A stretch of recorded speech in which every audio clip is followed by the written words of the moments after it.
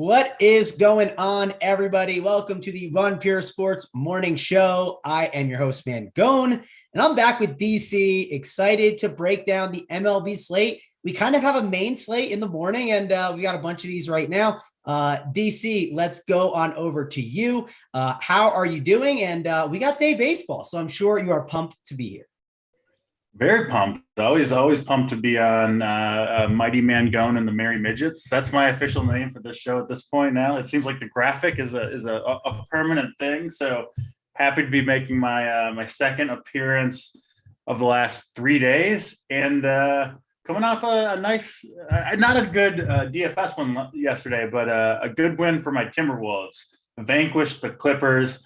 I assume you watched that game, Mangone. Crazy game. The refs were just super whistle happy. Karl-Anthony Towns had like the worst game I've ever seen him play. And the Wolves managed to come back and pull it out. Patrick Beverley, what a hero to the city of Minneapolis. All the haters, Big T, JSU, talking about the Timberwolves shouldn't be favored in that one. So I was happy to see my Timberwolves pull it out. My heart was torn because I had a Timberwolves ticket to make the playoffs, so I wanted it to happen. But I thought just betting wise, the value was on the Clippers, so I had some Clippers. But I had a good NBA night, so I couldn't complain about that. D'Lo, I saw that. Nice work, by the way. Thanks. D'Lo and Edwards got the job done. Kind of like the stuff that we talked about. I felt like everything I broke down went according to plan. I didn't like Cat. I thought he was a terrible play, so that was good. DC, another thing I thif while you were talking before, it'd be funny if I just got bigger and bigger every day in the graphic, right? That wouldn't surprise me. If it just keeps, it's kind of like one of those Twitter things, like for every 1,000 likes, I'll make this bigger. They increase the size of someone's hat or their teeth or something every 1,000 likes. Yes, absolutely. Yeah, that's what came to my head there. And actually, I was out last night to see, so I didn't get to watch the end of it, but I'm going to go back and watch it because I like to watch playoffs. The one thing I love is rotations are key. They're so important, understanding them and also understanding when something changes. There's times in playoff series where there's just one slight change and then the coach rolls with that in the next game and people aren't ahead of that. And you have to be the one that is ahead on that. And I saw Cat for 24 minutes. I also saw the 4 fouls. And so I figured that was part of the reason, but I also want to watch Patrick Beverley because I saw the late press conferences, right? He told, I believe the words he used for the Clippers was he told them to get up out of here. There were some curse words in there as well. I can't remember even what he said. And he told them to get back to LA, take that flight and get out of here. So it was pretty good. It was crazy. Cat just completely lost his mind. He was just the worst I've ever seen him play. The whole team in the first quarter, they had 5 turnovers in the first 6 minutes. Couldn't even get a shot off. He had 4 fouls. The coach let him play with 3 fouls. He got 4 fouls in the first half.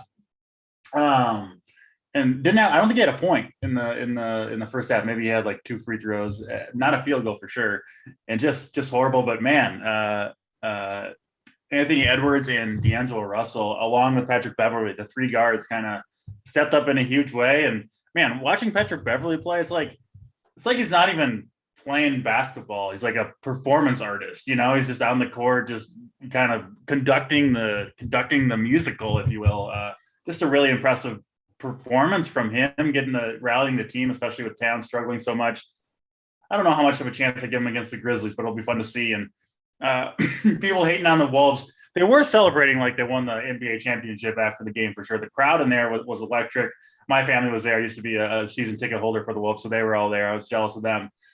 But yeah, great win for the Wolves, and good start for the NBA playoffs. Excited for get more games tonight, right? Yep. More games tonight. That'll be fun. We'll have, an NBA show talking about that. Yep. I definitely cannot wait for the games tonight. These are winner go home games, right? You got to go back to LA and you play another team.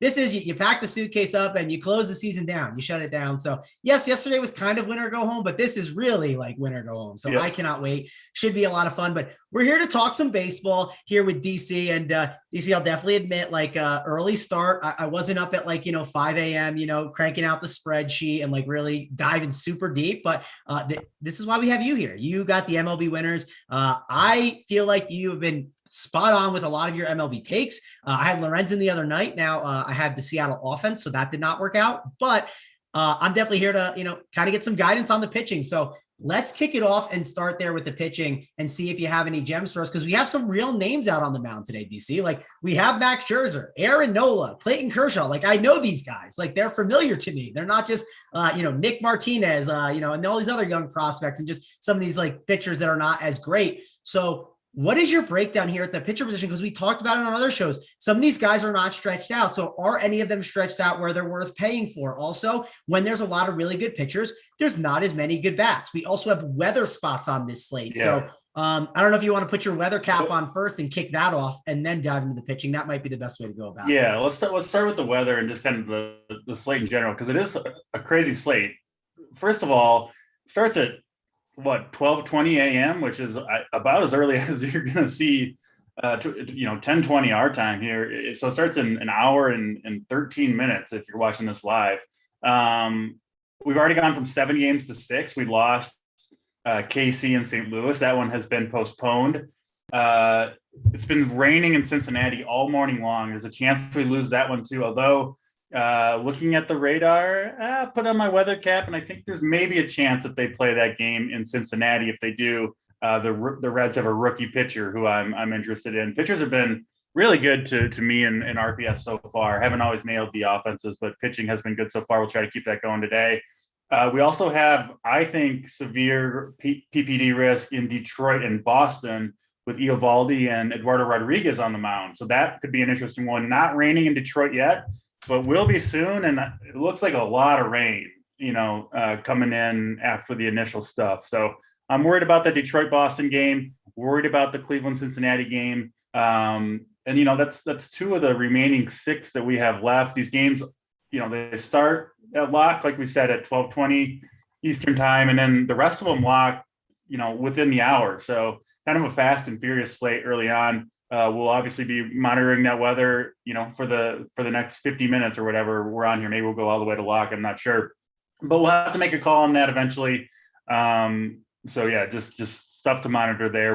I'm sure revisit it as we go along on this show. Oh, special visitor. We got another minion, another merry midget, K Falik. What's going on, man? Yeah, I thought 2 of us midgets could equal 1 giant Mangone today. I wasn't sure if it worked that way, but it was worth a try to see if we could equal. Were you just feeling bad? You didn't get you wanted to be Mangone's friend. You were like, does he only have 2 friends? He needs a third. You jump on here or what? Yeah, I just wanted to make sure that everybody knew that Mangone was appreciated, and he has a background today, so I felt like it was appropriate for me to come on the show today that he actually has a background, and he's not.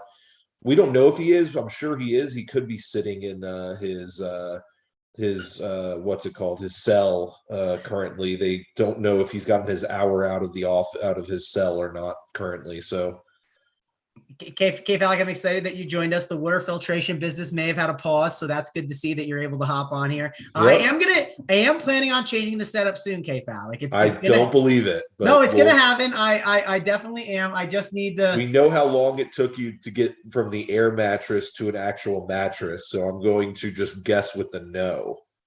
Listen, it's one of those things, K-Falik, you just didn't need it. You know what I mean? You just do the things you need in life. And this is good. The upgrade is coming. I promise. I don't know. I haven't mapped it out yet. Once it's mapped out, it'll be done. So I just need to figure that out. So maybe if I get some free time today, maybe while I'm watching the basketball games, that's not a bad thing to put on the schedule. But are you here to stay? Are you going to give us some MLB takes? Like, do you have I'm here for a little while at least. Yeah. I wanted to be first to hear the MLB takes. Everybody gets them about 15 seconds after me, so I was here to get the takes from DC and the man in charge who's 18 feet taller than all of us. So, yeah. Well, K-Falik, let me get your take on this. What are you doing with this is one of those slates where me and DC were talking pre-show. There's some good pitchers and the bats are rough. Are there any spots where for instance, this is one of those slates I think where if there's one spot that people gravitate towards, it's going to be there's one bat spot that everyone's just going to go to because there's not as many spots, right? So do you have an idea of maybe which pitcher people are targeting right now? And are you going to maybe take that pitcher, or are you going to maybe go to the other one, just fade that offense and go to other spots? Yeah, it's an interesting slate to say the least. So you got some good pitchers. You got Scherzer, Nola, Kershaw, and Fried that I think are the guys that people are looking at. I don't see. I liked the Lodolo kid based off of what I was seeing, but I don't see how you can play him in this weather unless you get some actual word from reporters or from Cincy of what the plan is for today's game. I'm willing to make a call. I think the Cincinnati game's going to play. I've changed my mind. I've been watching the radar all morning, and I'm going against Uncle T. He's not happy with me. We've been discussing on the side, but I think that game's going to play. Do you think you might think it plays, but with pitchers it's different. It can play and there's delays and it messes up the pitcher. If the game starts, they're going to have enough time for Nick Lodolo to do his work. We'll start there. He's been a guy I've been super, super high, and I've been waiting for this start all spring because I think Nick Lodolo, a lefty from Cincinnati, a former top pick. We saw Hunter Green throwing 101, striking out a bunch of Braves. I actually think Nick Lodolo is the better prospect of the two. He reminds me a lot. By far the most similar pitcher he looks like to me in terms of stuff and just his arm angle is Chris Sale, the prime Chris Sale. He's like a 6'6" lefty, throws from that kind of 3/4 arm slot, good sinker, good slider. I'm very, very high on the future of Lodolo. I'm hoping he gets a start, and I'm frankly hoping that people are afraid to play him because he is, in my opinion, kind of the edge here. Problem is, there's not that many like good spots to spend up on bats, right? It's not like, oh, I can fit all these bats that I love into my lineup with going cheap a pitcher when there are good pitching options up top, namely in that same game, right? Nola and Scherzer, just two of the more reliable starters that we've had. Both guys are stretched out, should be good to go.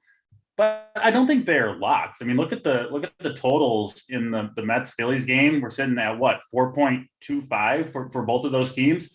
Really awesome hitting weather in Philadelphia, approaching 80 degrees with winds out to center field. So, two pretty good offenses too. So the markets are a little bit cool on Nola and Scherzer. You're not going to see an 8.5 total between those two guys very often. So I think you can make that case for the fade.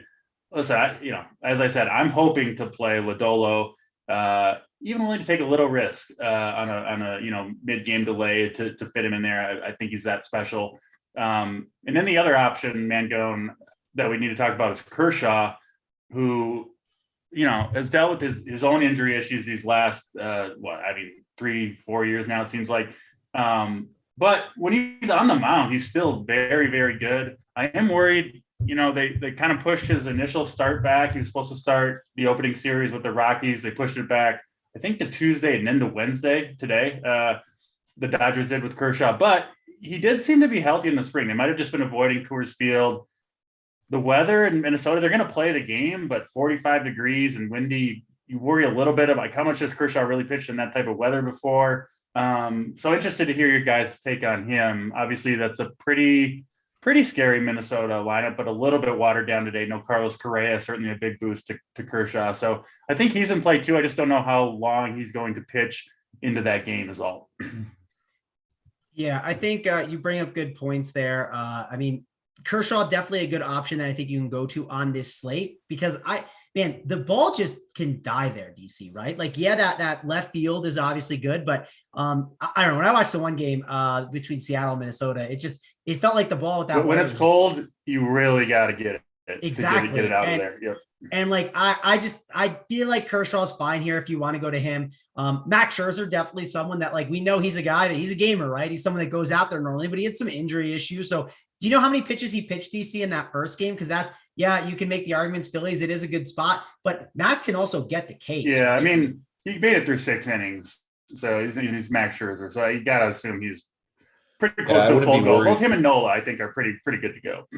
So here's my concerns on Scherzer. In addition to, so you got the weather is the best weather on the slate for, like, it's the peripheral things, as I call it, for baseball. You have the really good weather. You have a good lineup obviously for Philly as well, but they're also a strikeout prone lineup, to say the least. But the other thing is he has a pretty lousy umpire that could squeeze him a lot. An umpire that is not known to calling the strikeouts and stuff like that. So Adrian Johnson would be a little bit of concern there. Again, small factors, You just have to make a decision of whether you want to play Scherzer. Like, I think it's a question of whether you want to play Scherzer or Fried or Kershaw. Like, I'm not playing Aaron Nola today. I was not impressed with him in the first game. So I'm not going to be playing him versus this Mets team. It's a good question of whether you play Scherzer or Kershaw or go with Fried. And I know DC, I think you like Fried of all of them. Again, I hope that since he plays, because I think Lodolo is such a good play in this spot. I'm going to wait as long as I can on that news to play him. And if Lodolo doesn't play, I actually think that these guys in the Cubs Pirates game have somewhat could be in play. Like Zach Thompson pitched 70 pitches in his last spring training game. He's not that terrible a pitcher, but this lineup is just, I know that the Cubs have been playing somewhat well. I'm not going to keep on trusting that the Cubs are going to be a good team long term. And then the other side, Kyle Hendricks against a terrible Pittsburgh lineup, and Hendricks looked good the first start on his end. So yeah, here's a question for you, DC. What about like Evaldi, right? Because whenever you see the Tigers, it's like, hey, that's a great spot to target someone. Evaldi, one of those guys that I kind of put in the category of like, I don't know if he's an older guy, right? But like been in the league enough where like I don't worry about his pitch count, right? They're not going to baby Evaldi. He should be out there and throwing his stuff. That game's off the table for me entirely. Detroit and the Red Sox. Again, the rain not there yet. It will get there shortly. I think it's basically a stone lock to start in delay, and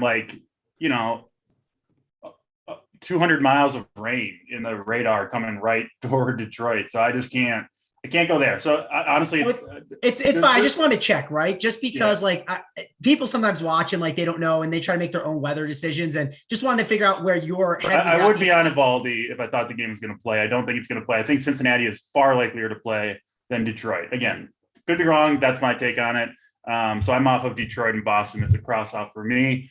Can we talk about Max Fried? That's another guy that this is a good spot for him, right? I mean, it's one of if you look at implied totals on the slate, like that's one of the lowest ones. So you can always make an argument for him. And Max Fried, he's a lefty, and Juan Soto, I'm sure he's in the lineup. I don't think he's sitting today, but like lefty is normally something you don't typically want to take the batter with. And that's Juan Soto's, weakness now here, you could argue. So what do you think of Max Fried? Because he's definitely an option that I think people are going to consider, but he's 9.5K. It does feel a little uncomfortable paying 9.5K for Max Fried. Yeah, so his, the game log from that first start ultimately wasn't very impressive. 6.8 DraftKings points, gave up 5 earned runs. But I was actually pretty encouraged by what I saw from Max Fried. So he pitched on opening day back on Thursday. So he is on an extra day's rest here. So he should be good to go. He threw 84 pitches there. Overall, his velocity was up from last season.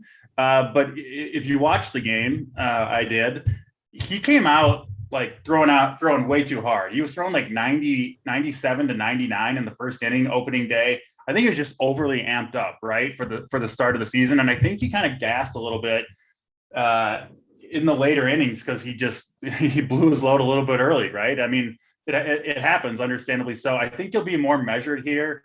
I also think we might get a watered down version of this Nationals lineup. Nelson Cruz got scratched yesterday with a sore groin. I would imagine he's probably not going to play early the next morning again. And the fact that we don't have this lineup, they're waiting on him now an hour before lock, probably means someone is going to sit or is, they're trying to figure it out. Most likely Cruz, obviously, that he said. I also think they're going to probably sit Keibert Ruiz, who is a low strikeout, good hitting catcher. I think he's played pretty much every day so far. And who knows? Maybe they give Juan Soto his first day off. We've seen most teams or a lot of teams give their star a day off early on just to, try not to wear him out too early. So a potentially really watered down lineup from the Nationals. Obviously no weather concerns in Atlanta. And I think after that, I think Fried, he's just a pitcher I trust to kind of figure it out as it goes on. So yeah, very high on Fried. I do have him above both Nola and Scherzer, just straight up. I would take Fried over both those guys. And if that weather in Cincinnati looks like it could hold up for in order to play baseball, Fried Lodolo is my favorite pairing.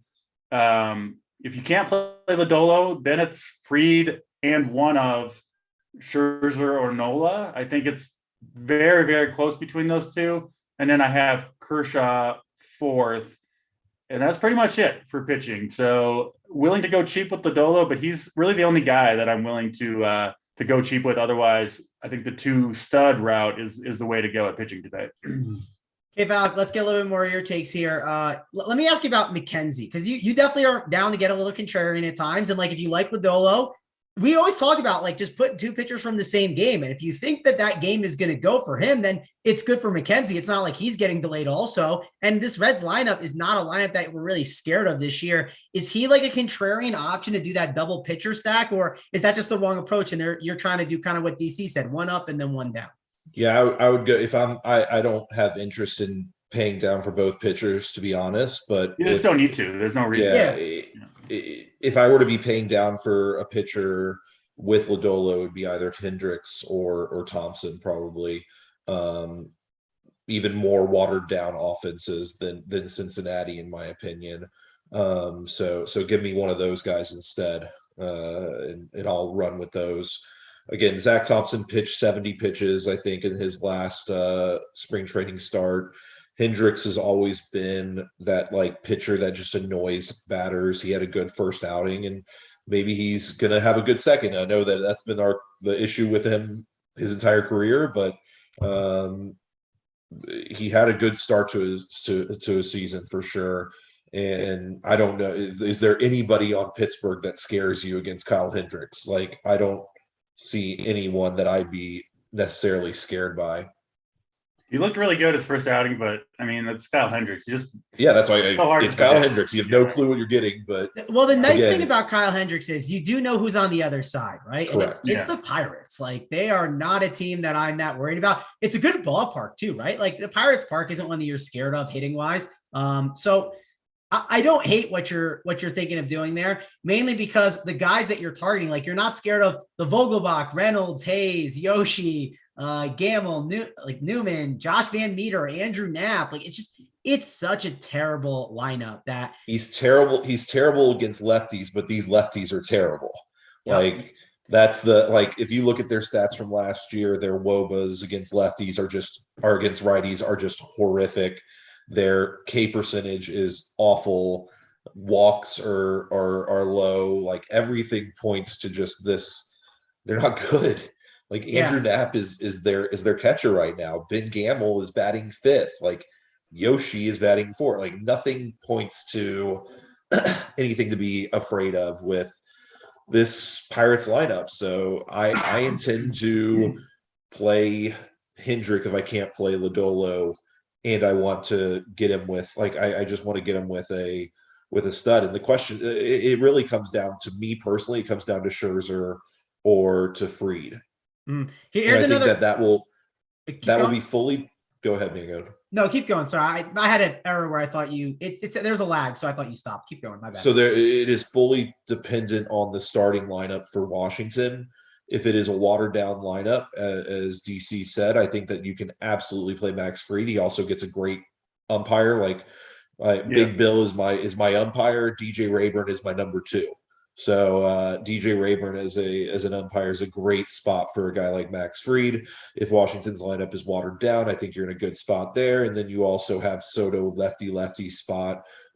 Could be the only guy you're worried about, and it's lefty, and that is not good, not as good for Soto in that situation either. So I anticipate that I'll be playing Max Fried with one of these guys.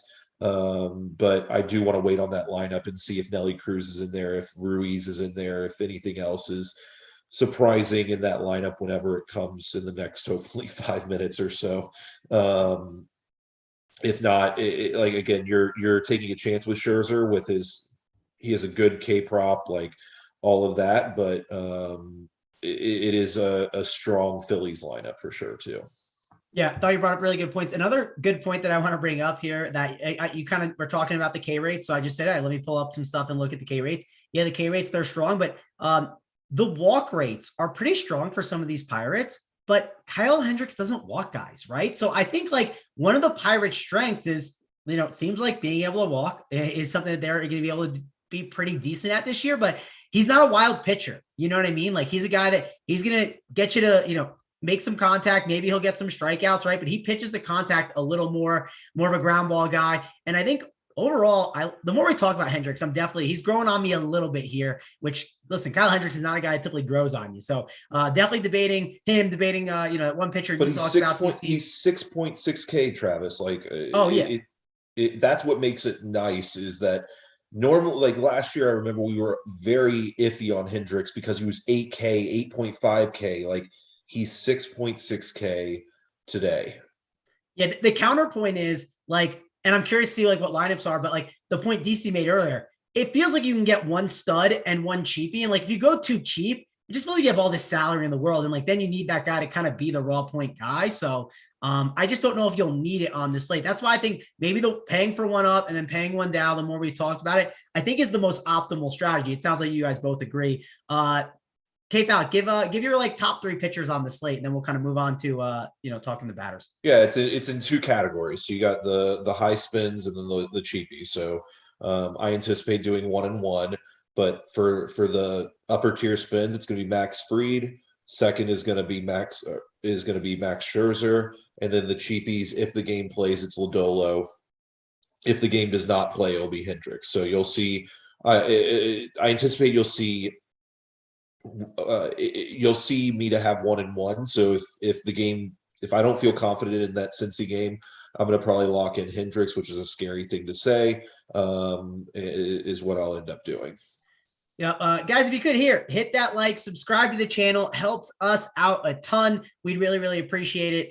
DC, we got Chris Clow in the chat. He thinks that Detroit game is going to go. He says he's not a weatherman, but you are a weatherman. You said to stay away from that game. So just want to let the people know, if you need a weatherman at Run Pure Sports, DC's the guy. He'll put the hat on for you. DC, I have different takes. Because I'm blocked by the actual industry weatherman. So I can't be influenced by the terrible takes of our competitor weathermen. I'll come up with my own takes. I have google.com. I can research the radar for each city and see what's going on. Yeah, I remain very worried about Detroit, and with every passing minute and all the different radars that Weatherman DC has, Cincinnati game, I think we're going to play ball there. So hopefully we can roll out some Nick Lodolo. Yeah, there's no bias from you too, right, DC? I mean, you are just you're not seeing anyone else's takes. You are locked in on. That's what I'm saying. It's a benefit. It's a benefit. Maybe one of these years I'll get unblocked. We'll see. But assuming that weather looks like it will hold up, which I think it will.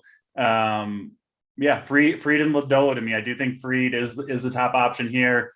The more I think about it. Listen, Washington, Atlanta finally kind of broke loose last night. We got the really early morning game. Washington's not putting out a lineup. I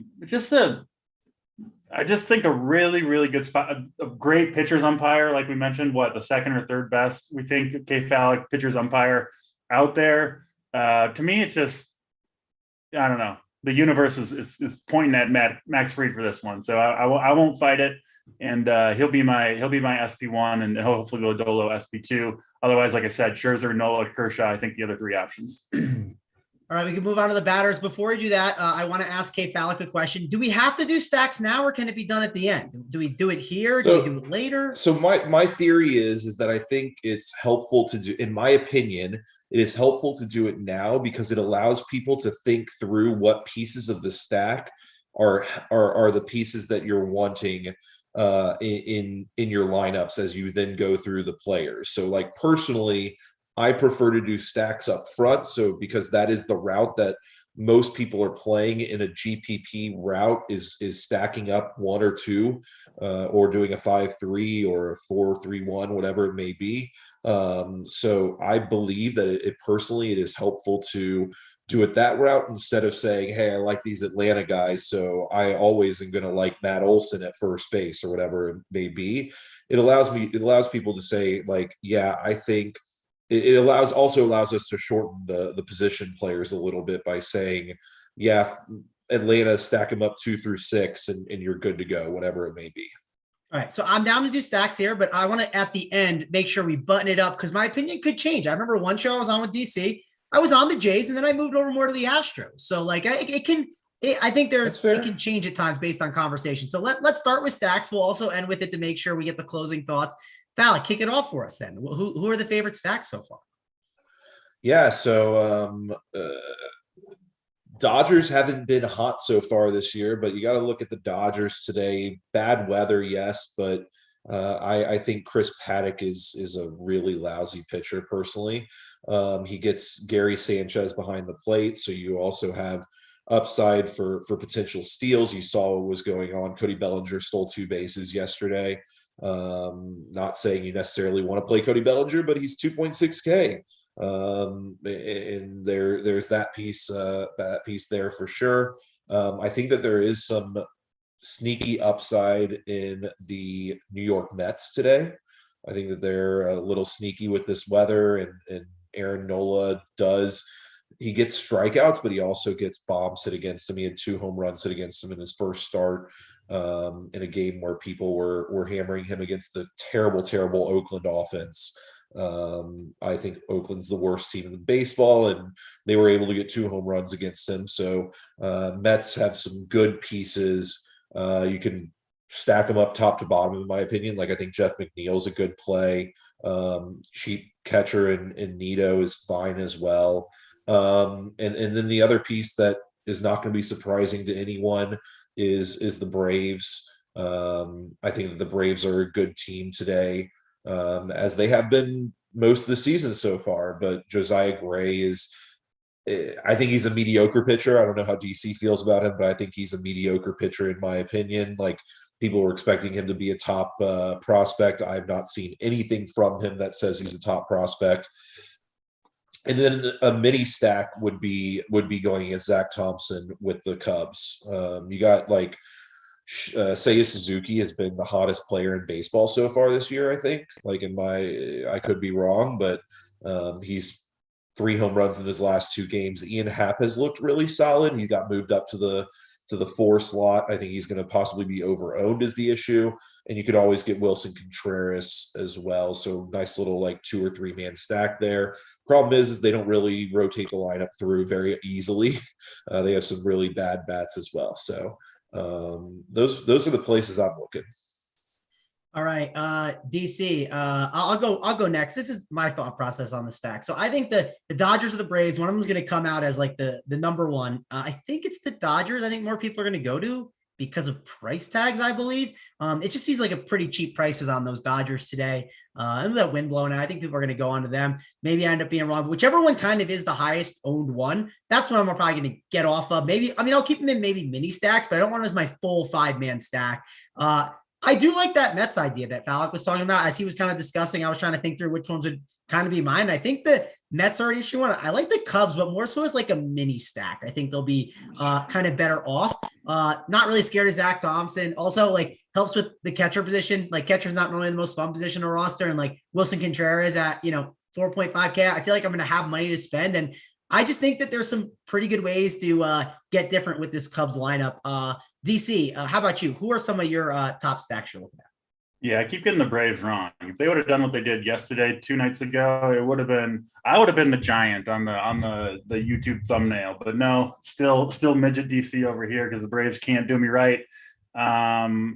So yeah, Josiah Gray, to answer your question, K Falg, I still have optimism for him going forward. But like you said, we just haven't really seen it at the big league level. You see it reflected in the team total. Braves nearing 5.5, highest on the slate. They've got to be up there. Whether or not they go off apparently will depend on whether or not I end up playing them on my main lineup. So we'll see. Certainly a good option.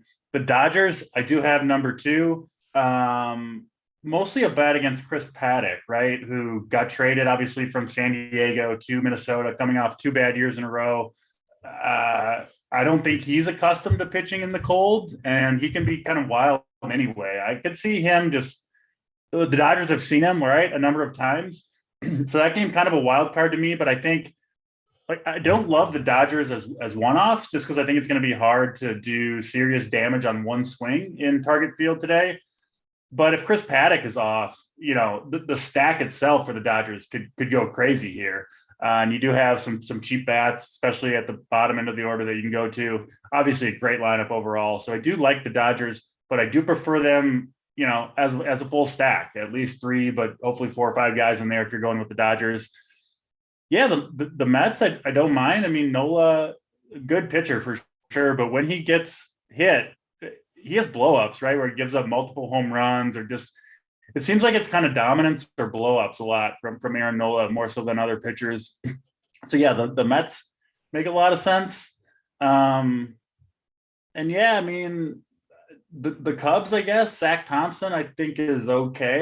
Don't really have a firm opinion, decided on him, but Pirates, I think it's a good matchup for the Cubs overall against Thompson, and then a bad bullpen from the Pirates too. So yeah, Seiya Suzuki's been fantastic for us so far. I think you can go right back to him. Frankly, most of those lineups, the first 5 for the most part in that Cubs lineup look pretty good to me. But yeah, Braves, Dodgers, and then I'll go sneaky Mets if you want to. But to me, the Braves and Dodgers are kind of a decent way ahead of the field. Let me add one more real quick is I think that Boston, if that game plays, I really do like the Boston stack as well. I think that they're really, really good play if the game plays, and if you trust that the game's going to play. It could have delays in it, and you're dealing with the Detroit bullpen at that point as well.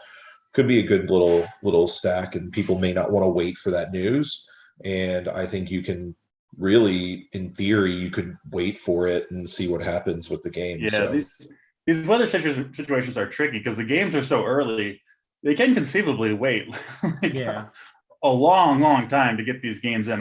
We just don't know what they're going to choose to do.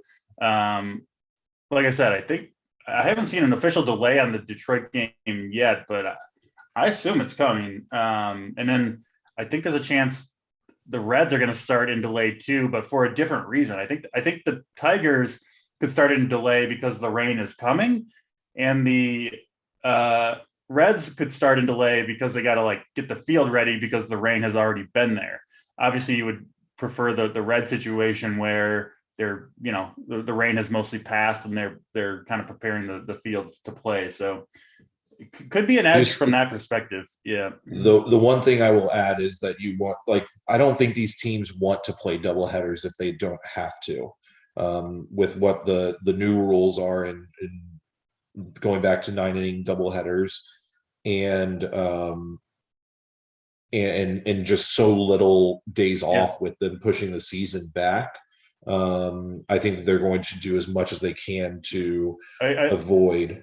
I definitely agree with that. I had another point. Oh, just the game theory wise, if you are going with the Boston and Detroit game, you don't, especially in tournaments, you don't want 1 or 2 hitters from a game that has a decent chance of being postponed.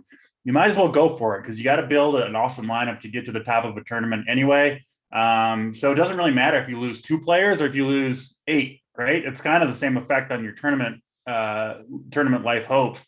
So load up, right? Take advantage of the low ownership in Boston and Detroit if you're willing to roll the dice. I'm personally probably not going to do it, but if you are, don't just play 1 or 2 hitters from it. Load up and be willing to just, get last place if it doesn't go your way. Yeah, that's definitely the way to do it with the weather games for sure. Yeah, you have to do it. There is also there's no makeup day that they can do that is a 1-day thing. It would have to be a double header. I'm just looking right now. They could potentially wait hours and hours to play the game. Yeah. But they don't come back to Detroit from what I can see. They don't come back to Detroit, so there is no makeup date that can be even possibly done, it looks like to me. So, gotcha. And yeah, they can wait hours upon hours to do it. The only thing is that Boston has a day game tomorrow, but whatever, that's baseball at this point. So. All right, let's move on over to the catcher position. I do want to talk about it because I think Contreras, he's definitely going to be a guy that I look at in my lineups. I think he's a really good play today. But if people have the money, they might gravitate towards him. You got Gary Sanchez against the lefty, but that lefty is Clayton Kershaw, right? So that's obviously a little bit important information. I actually pulled up some quick BVP because whether you like to use it or not, it always has controversy in the chat. So I always like to see people talk about it. And I found an interesting one. JT Realmuto against Max Scherzer. He has 5 hits and 2 home runs, and that sounds great, but he has 50 at bats. So 5 for 50 does not sound great, but I thought that was pretty interesting when I was kind of looking at it. So curious to hear what the people in the chat say, because BVP hot takes are always fun to see in the YouTube chat. DC, what are you doing here with the catcher position? Yeah, you'll never see me recommend a right-handed hitter against Max Scherzer. I'll take some left-handed power against him from time to time, but no righties. So sure, Real Muto's off the table. This is going to be a common theme for this slate. One, we've kind of lost some games to weather, but two, a lot of good pitchers going. So there's just not very many guys that you confidently recommend at any position, including catcher. I think Contreras a top option for sure, and then Gary Sanchez, like you mentioned, Mangone up against Kershaw. But Kershaw has given up his fair share of home runs to right-handed power over the last couple of years. And I think he'll be, focused on throwing strikes, especially kind of in the cold, probably will feel relatively confident about the ball staying in the yard. But we know Sanchez has the power to do the damage. So I actually do like him quite a bit at 3K if you're not playing Kershaw, obviously. Beyond those two, I'm kind of interested in the Reds, not because I'm so down on Tristan McKenzie starting for Cleveland, but because I'm probably going to roll the dice with Nick Lodolo, and you kind of might as well do it with the Reds offense too, right? And hope that they can hold the game plays, hope that they can come through together. So Tyler Stevenson, 3,100 hitting third, I think is a fun option too. All right, Falik, what's your thoughts here on the catcher position? It's a good spot to be different, right? That's what I always think. I know Contreras is definitely someone they have to go to, but what's your thoughts here? Might be talking myself onto this Boston-Detroit game more than I probably want to, but Christian Vasquez, the 8-hole, nice little wraparound stack if you want to get there. It's more of a what fits. It's more of a what fits for me at the catcher spot. Really, I can name like Wilson Contreras is the elite play, but do I really want to pay 4 or 5 for him when I think he's an average hitter at this point? Not really. So, yeah.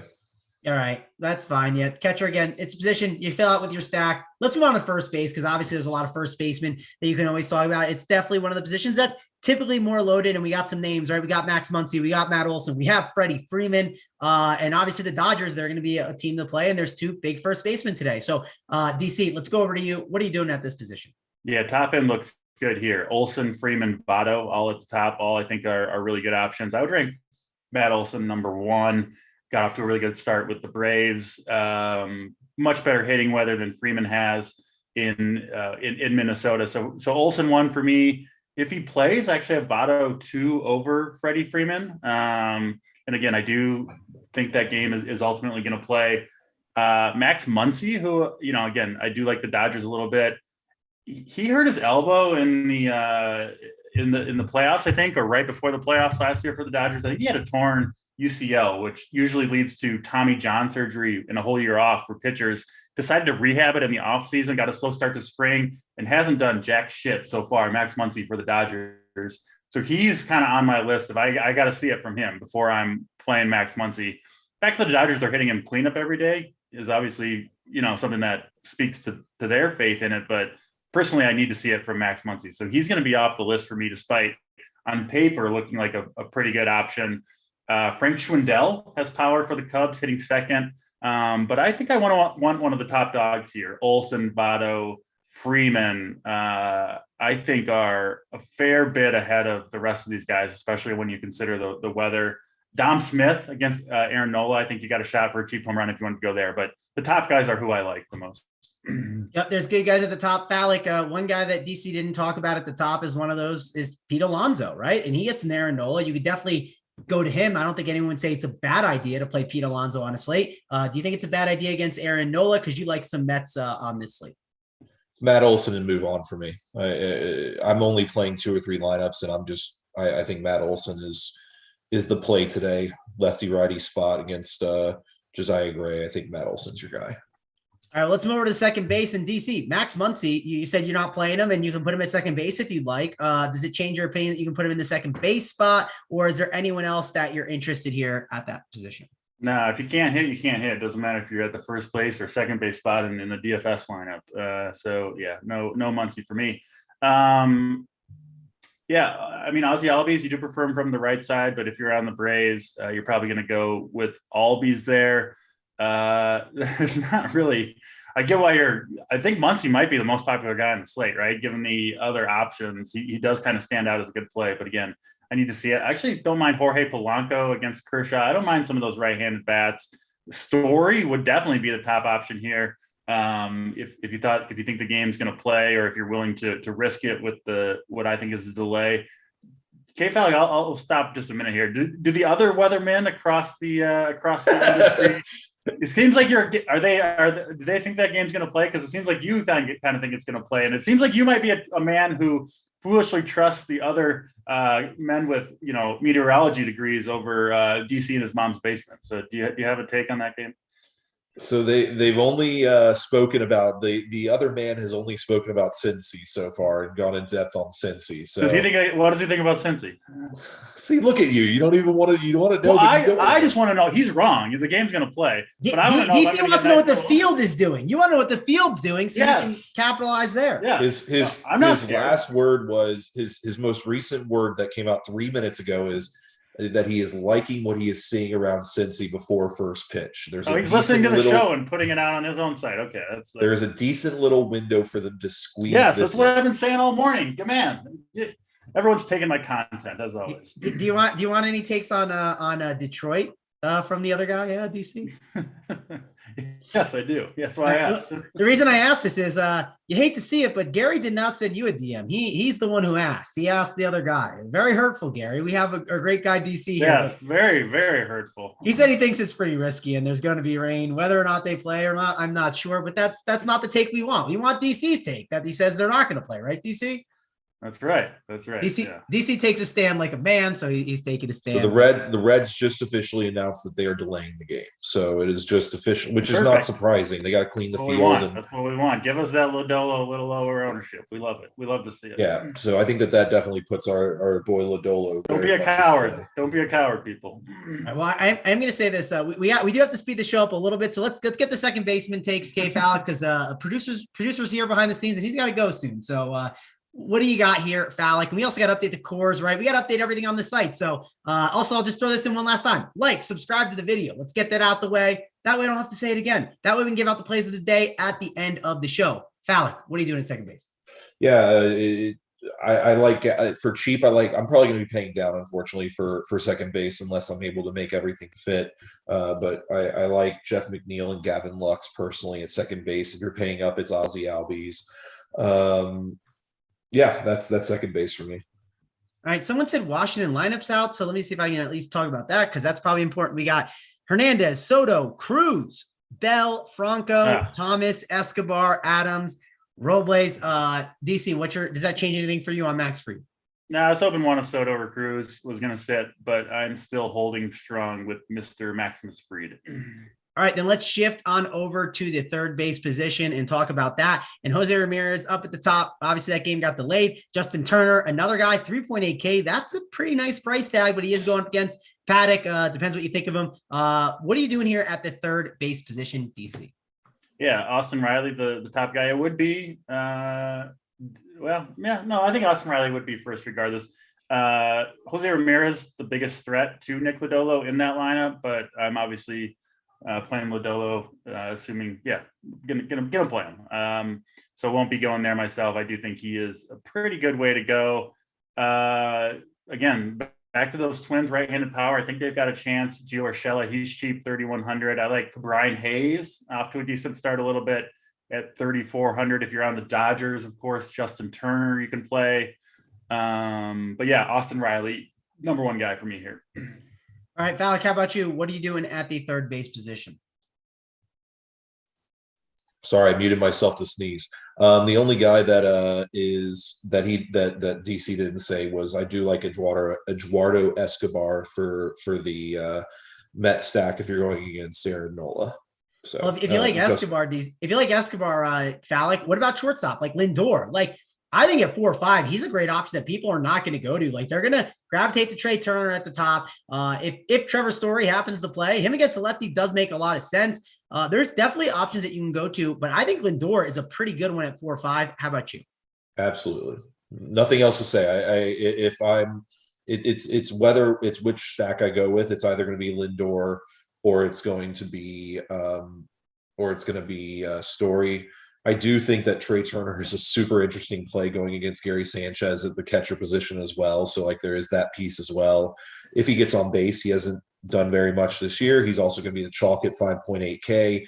I usually don't like playing guys that high price that are chalky when they don't have insane upside no matter what. Like it's not like Trey Turner hits bombs every day. It's like he's in cold weather, so he needs the upside in other places. And I probably won't be going there, but Francisco Lindor or Trevor Story, depending on what the weather is where I'm going.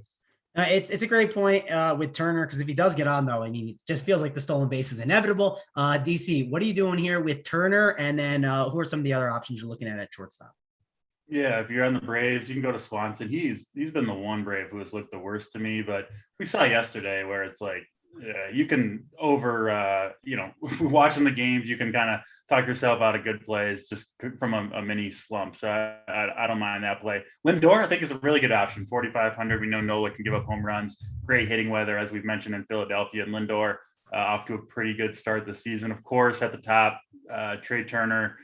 Yeah, if you're on the Dodgers, someone that you're going to want to include. Those Phillies lefties, obviously the main guys, Harper and Schwarber, will get to, but I don't hate Didi Gregorius against Max Scherzer. He could possibly get one. But yeah, I think Lindor and Swanson up top, my favorite two here. And then Trey Turner as well. All right. Yeah, definitely love it. I think Lindor's probably my favorite for sure there. I think I'm leaning to him. Yeah, he's a really good option. Let's move on over. Let's talk about the outfield, which outfield is always loaded. There's so many different routes that you can go. Listen, you talked about lefty power, DC.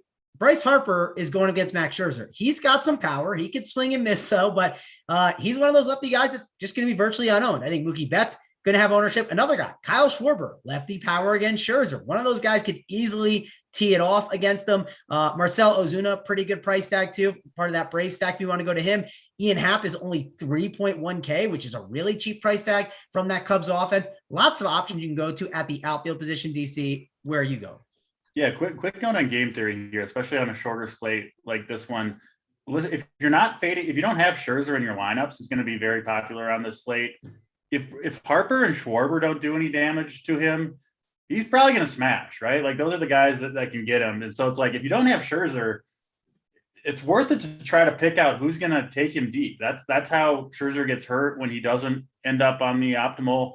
And if you don't have him, it's probably going to be Schwarber or Bryce. I don't really have a strong preference between the two, but if you don't have Scherzer, I think playing one of those guys in your lineup makes a ton of sense to me. Someone's got to do damage for Scherzer not to get there. Those are by far the two most likely guys to do it. So I do like Schwarber and Bryce at the top there. Byron Buxton, I'm going to be banging the drum for him every day until he shows me not to, especially against lefties. Just on fire right now, and I'm not super afraid of Kershaw at this moment. So I do like Buxton up top. Buxton's look great, by the way, DC. When you watch dudes to the plate, they look locked in. He looked absolutely. He's one of those guys, like when you have him, every time he gets up, you're like, I got a good shot at a home run here, which is a good feeling. Some players you don't have that feeling for. Buxton, you certainly do right now. Other guys up top, of course, the Dodgers, Mookie Betts, you could play. The Braves guys, Rosario Ozuna, who hit 2 home runs yesterday, I think is a good option, along with Duvall. All three of those Braves guys in that mid-range. Beyond that, yeah, Brian Reynolds, I think, is an underrated hitter. Gets that matchup against Hendricks, which you don't mind. And then some of the cheaper dudes. Cody Bellinger, right? 2,600, couple steals, maybe breaking out of his 2-year slump. Wouldn't be shocked. The Reds guys, Naquin, Aquino are okay. But yeah, there's nothing that like really stands out as a fantastic play to me. Yep. Matty A said Cincy not starting until 2 at the earliest. The Beat just tweeted out, so that's news there. DC, does that do anything for you based on that 2:00 start time?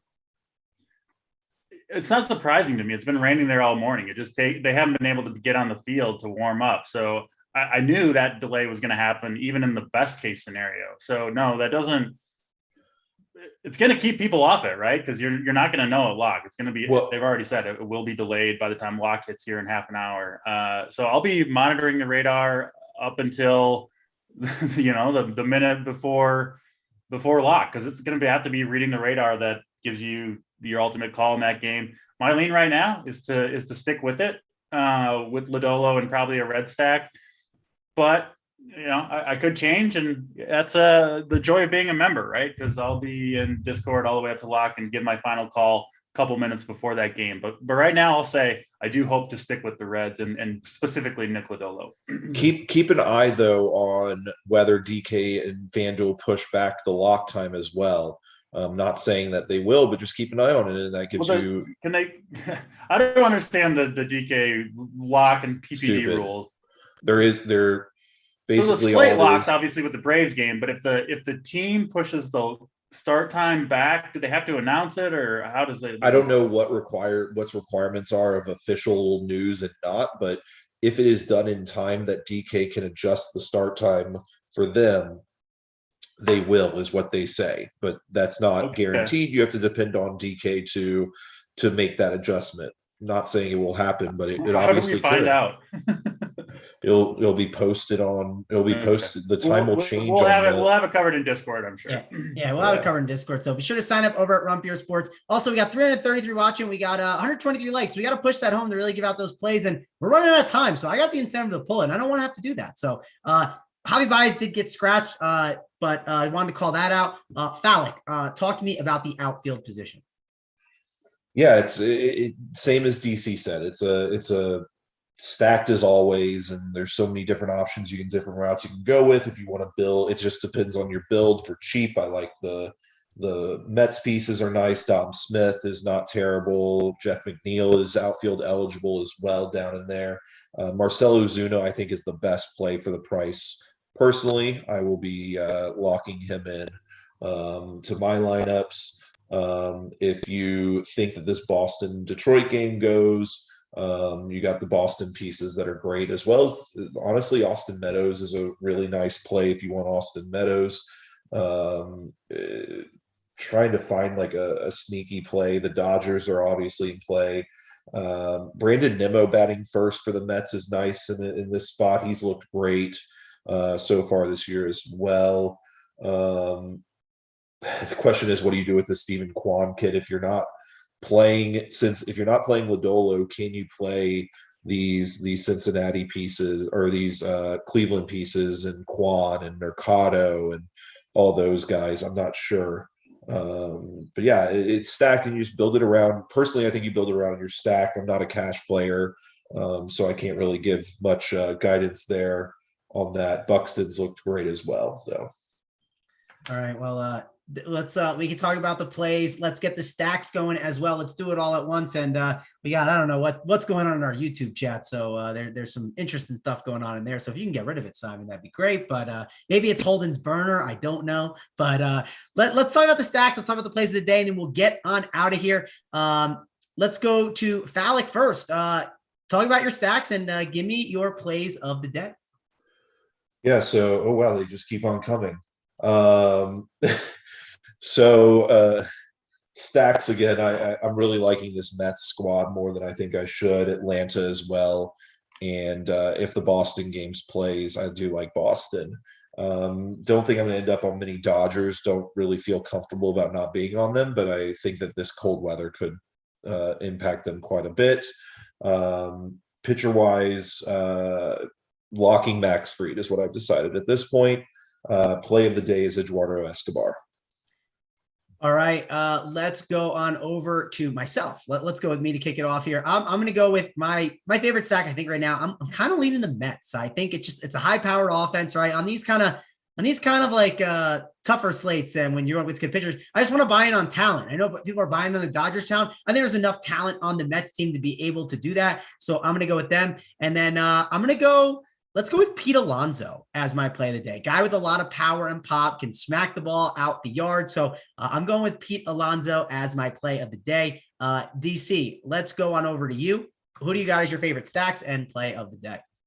Yeah, stacks, Braves, Dodgers, and I'm throwing the Reds in the mix as well. Pretty high team total. We know the game's going to start in delay. But I'm leaning on going down with the red ship, maybe a big old 0 for DC on the slate. We'll see. But I really like Lodolo. He's my pitcher of the day. And if I feel reasonably confident about the weather, I'll probably roll the Reds out there with them. We talked about the game theory. You might as well kind of go down with the whole ship if you're going there to begin with. So I do like the Reds, Braves, and Dodgers. All right. That's play of the day. I'll stick with it. Lodolo and Joey Votto. Lodolo, is that the name? How you say it again? Lodolo and Joey Votto. Lodolo. You'll learn his name. You'll learn his name after he delivers 12 strikeouts today. I'm definitely considering him, so I'm definitely excited Don't too. be a coward, Mangone. Get in there. Yeah, I need someone to take a zero with me. My favorite weatherman is on him, so I'm going to be on him as well. It seems like so. Excited to see how the slate shakes up. The schedule for the day. Let me just pull it up to make sure that way I can let you guys know what's going on today, because I know some things have changed.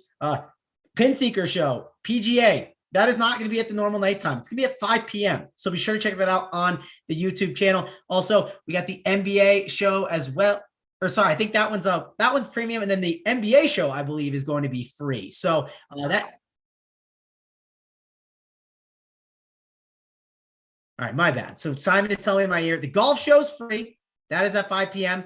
NBA show 6 p.m. Not free. They'll be breaking everything down. JSU, Big T. They'll be talking about that slate. We'll be in the Discord chat breaking it down. I had a good night in NBA. I'm sure Phallic is going to have a heater coming up this weekend, because that's how Phallic rolls. He's waiting for that good 4-game game theory slate where he can make all the swaps and chip all the money and all the tickets. So we'll be in the Discord chat helping out with NBA. We'll also be helping out with the MLB night slate. We'll have playbook, core plays. We got it all over here at Run Pure Sports. I mean, there's NHL still going on. There's soccer. There's tennis. We got golf locking tomorrow. And then we got MMA and NASCAR this weekend. And we will have the USFL stuff. So be sure to check all that content out over at Run Pure Sports and go sign up now. But that is going to wrap it up for us. Thanks a lot for joining. For me, Mangone, DC, and Phallic, we will see you guys later.